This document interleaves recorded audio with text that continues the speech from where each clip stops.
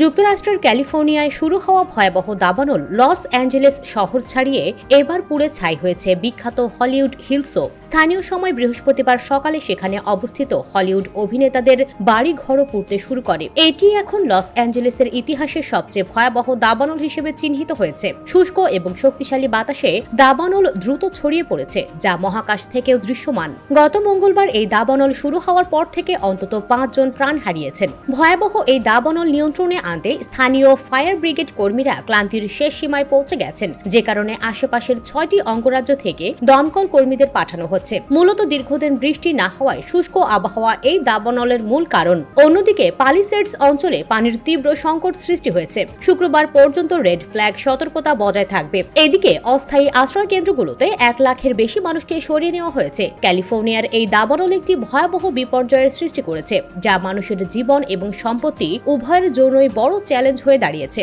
খবর Reuters. US Bengal desk.